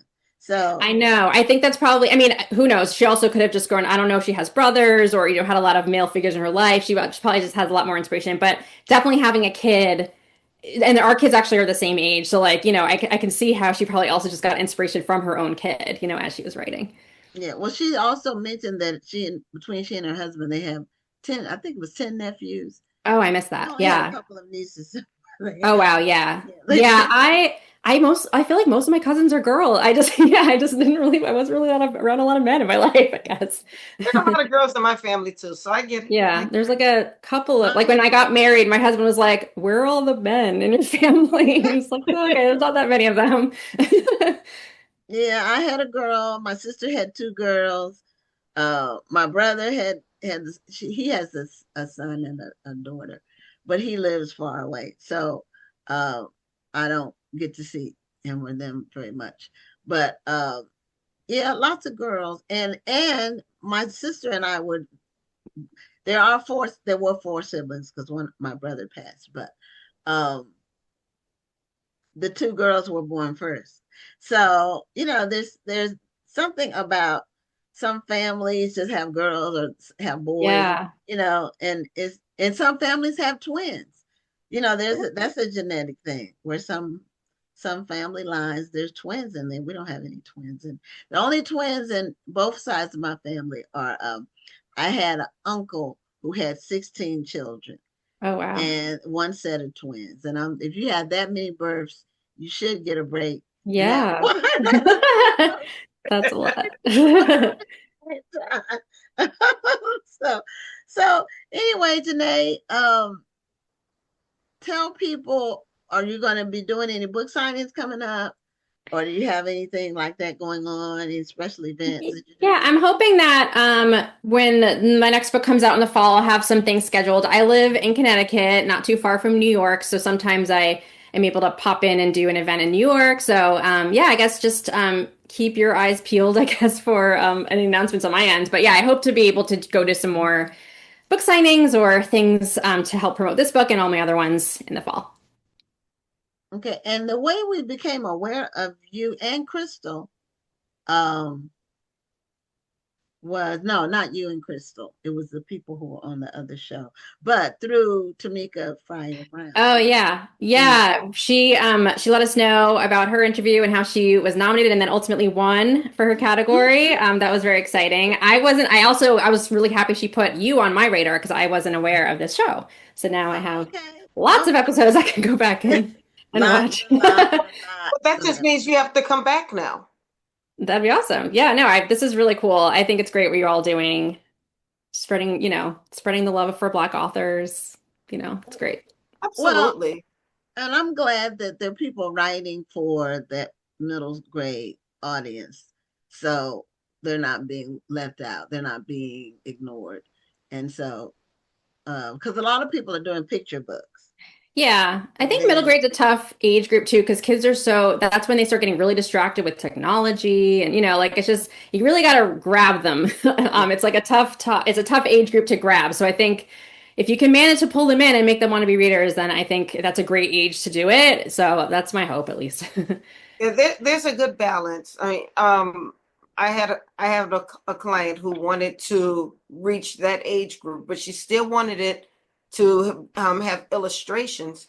And I Yeah, said, we have to have a good balance to it because we don't want to have so many illustrations to where they think the book is too young for them, but we don't want to yeah. have no illustrations. So because that might not capture their attention. So it's a good balance of how you put those illustrations in there. Yeah, I think that's why middle grade graphic novels have been really popular is because yeah, a lot of they people. don't feel babyish. Like they still have, Right. they're like comics. So it's like they Right. still have lots of illustrations, but it's still a sophisticated story for that age group. They don't feel like it's a baby book or anything. But there are also like some younger middle grade that includes like a few pictures throughout.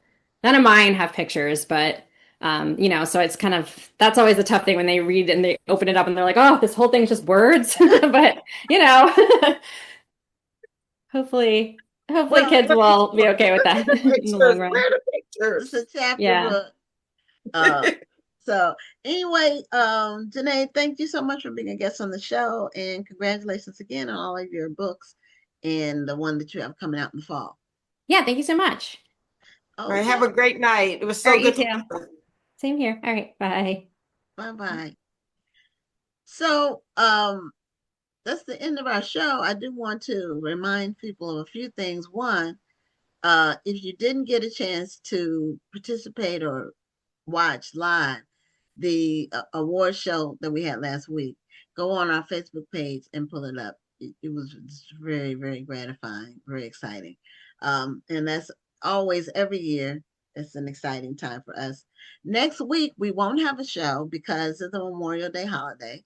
So we both get to be off and relax, and you all can be anticipating our June 2nd show, which that'll be the next show we have. So that's it for this week. And Rhonda, did you have anything to add before we go off the air? Well, I always have something to say, but I just got off vacation and I can't remember. Oh, I know what I want to tell people. So I talk a lot about AI. So I will be doing an AI for Authors Masterclass with the Black Writers Workspace on May 27th. I believe this is absolutely free. I'll be posting the I'll be posting the link and everything tonight. It's already on Instagram, but I'll be posting it on my other platforms tonight. But please go ahead and sign up for this. I do not teach people how to use AI to write their book for them. I teach people how to use it as a powerful writing assistant. So you can use that and still tell your own story. So I want you guys to be a part of that. So make sure you look for that graphic, and I would love to see you in the class. Okay, I might attend that one myself. So, I'm always looking to learn some new things. So I'm not going to be a doctor. I tell people that I will not be a doctor, but but I'm always learning. I'm always open to learning. So anyway, that's it for this week. We'll be back June 2nd for another amazing episode of Black Authors Matter TV. I'm Gwen Richardson signing off. And I'm Dr. Rhonda Lawson. Have a wonderful evening and a great week. Bye-bye. Thank you for tuning in, and join us next Tuesday at 7 p.m. Central, 8 p.m. Eastern for another edition of Black Authors Matter TV.